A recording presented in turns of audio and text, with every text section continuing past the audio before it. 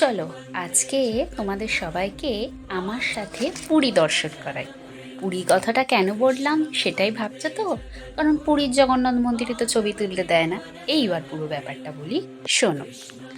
ভগবান শ্রীকৃষ্ণ যখন দাপর যুগে লীলা করেছিল, সেই সময়কালে দুটো ব্রাহ্মণ পত্নী ছিল। তারা ভগবান শ্রীকৃষ্ণের অপার ভক্ত ছিলেন। তারাই আবার জন্মগ্রহণ করেছিলেন এই মহাপ্রভুর গৌড়লীলাতে হিরণ্য পণ্ডিত ও জগদীশ পণ্ডিত নামে। তারা কিন্তু এই মহাপ্রভুর গৌড় লীলার কারণেই এবারে পুরুষ রূপে জন্মগ্রহণ করেছিলেন। জগদীশ পণ্ডিত যখন ৮০ বছরের বৃদ্ধ হয়ে যান, তিনি তখন একবার মহাপ্রভু দর্শনে পুরীতে যান।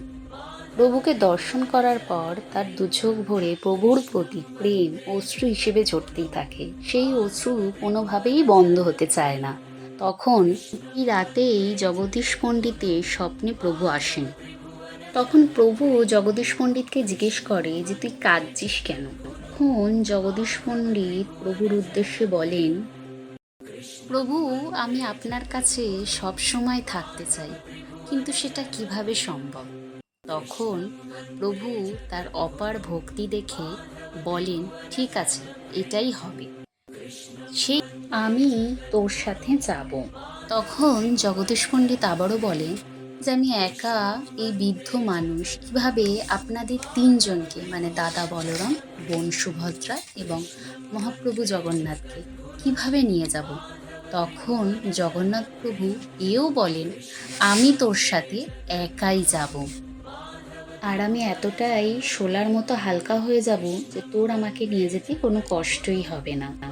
এই কথা মতোই পুরীর রাজার স্বপ্নে তিনি আসেন এবং বলেন, আমার মূর্তিটি সমাধি দিতে হবে না, আমারই এক ভক্ত সকালে আসবে, তাকে দিয়ে দিস। এবার বলে রাখি, সমাধি কথাটা বললাম, আপনারা সবাই প্রায় জানেন, না জানলেও বলে রাখি, পুরীতে প্রত্যেক ১২ বছর অন্তর নব কলেবর হয়। তখন জগন্নাথ মহাপ্রভুর মূর্তিটি নতুন করে আবার স্থাপন করা হয় এবং পুরনো মূর্তিগুলি সমাধি দেওয়া হয় পুরীর স্বর্গদ্বারে মানে শ্মশান। তারপর জগদীশ পণ্ডিত একটি লাঠির আগায় প্রভুর মূর্তিটিকে ভালো করে কাপড়ে জড়িয়ে বেঁধে নিয়ে পুরীর থেকে রওনা দেয়। এবং প্রভু কিন্তু জগদীশ পণ্ডিতকে স্বপ্নেও বলেন যে সে তার হাতে সেবা নিতে চায় বলেই তার সাথে যাচ্ছে এবং তাকে যেন নবদ্বীপ নিয়ে যাওয়া হয়। আর এও বলে রাখা হয় যে যদি পথে তাকে কোথাও নামানো হয় তাকে কিন্তু সেখানেই সেবা করতে হবে।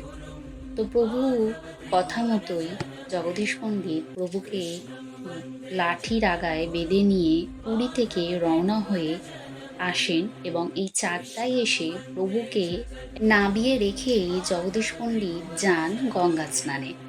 আগে এই মন্দিরের একদম যেখানে প্রসাদ খাওয়ানো হয় তার পিছনেই গঙ্গা ছিল। তো স্নান করতে গিয়ে যখন পণ্ডিত ফেরত আসেন, তখন কিন্তু দেখেন বিগ্রহটি সেই আগের মতোই ভারী হয়ে গেছে। তখন তিনি বুঝতে পারেন যে প্রভু হয়তো এখানেই সেবা নিতে চাইছেন। এই কথা লোকমুখে প্রচার হওয়ার পর রাজা কৃষ্ণচন্দ্র কিন্তু এসেছিলেন তার দলবল নিয়ে প্রভুর মূর্তিটিকে তুলে নিয়ে যাওয়ার জন্য নবদ্বীপ পর্যন্ত, কিন্তু তারা পারেনি। এতটাই মূর্তি ভারী হয়ে গেছে, তারা বুঝতে পেরেছিল যে এখান থেকে হয়তো প্রভু যেতে চাইছেন না, তিনি তো এখানেই সেবা নিতে চাইছেন, তাই তাকে এখানে প্রতিষ্ঠা করা হয়। মন্দিরটি কিন্তু ৫০০ বছরের পুরনো মন্দির।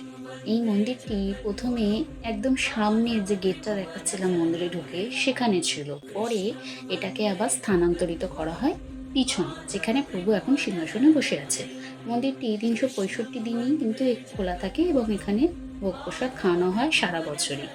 আর এখানে পুজো দিতে এলে সকাল ৭:৩০টায় এবং দুপুর ১২টায় এবং রাত ৮টায় আরতি এবং ঠাকুরের পুজো হয়ে থাকে।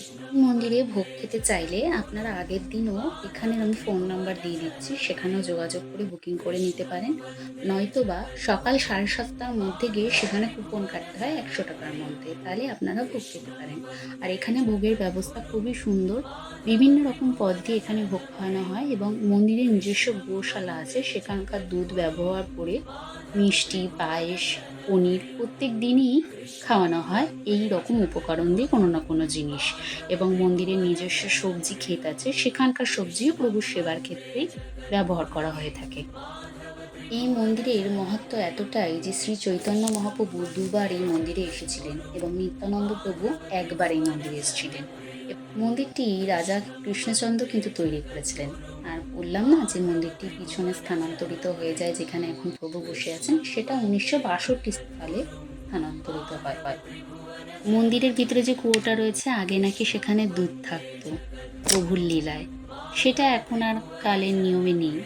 আর আগে একদম যেখানে প্রসাদ খাওয়ানো হয় তার পাশেই মানে পাঁচিলের ওপারেই গঙ্গা ছিল। কালের নিয়মে সেই গঙ্গাও এখন প্রায় 2 কিলোমিটার দূরে চলে গেছে।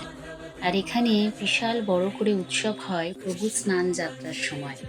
সেই স্নান যাত্রার সময় প্রভুকে এই মন্দিরের ভিতর থেকে নিয়ে স্নান যাত্রার মঞ্চে বসানো হয় এবং সেখানে প্রভুকে স্নান করানো হয়। সেই উৎসব দেখার জন্য বহু লোকের সমাগম হয়। পুরীর স্নান যাত্রা প্রভুর ঠিক যেভাবে হয়ে থাকে এখানেও ঠিক সেইভাবেই হয়। এখানে উৎসব বলতে প্রভুর এই স্নান যাত্রা আর জগদীশ পণ্ডিতের তিরোধান দিবস, এই দুটো দিনই খুব উৎসব এখানে পালন করা হয়ে থাকে। আর হ্যাঁ, বলে রাখি, ভোগের কুপন কালেক্ট করার পর আপনাদের কিন্তু অপেক্ষা করতে হবে, কারণ 12টা থেকে যে প্রভুর আরতি শুরু হয় তার ঠিক 15 মিনিট আগের থেকে এখানে ভোগ খাওয়ানো শুরু হয়। মানে 12:15 থেকে ভোগ খাওয়ানো শুরু হয় 2:30 পর্যন্ত। কিন্তু আরতি চলাকালীন কিন্তু প্রভুর মন্দিরের পর্দা দেয়া থাকে। আরতি হয়ে গেলে আবার পর্দা খুলে দেওয়া হয়। তো যারা মনে করছেন যে আমাদের পুরী যাওয়ার সময় হয়ে উঠছে না, অনেকটা দিনের ব্যাপার, তারা কিন্তু চাকদার এই জগন্নাথ মন্দিরে যেতেই পারেন। সেখানেও কিন্তু আপনাদের পুরী ধামের মতোই দর্শনের পূর্ণ পাবেন।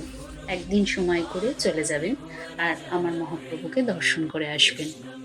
আর এই মন্দিরের কিছু নিয়ম আছে, আমি নিয়মাবলীটা দিয়ে দিলাম, আপনারা একটু পজ করে দেখে নেবেন।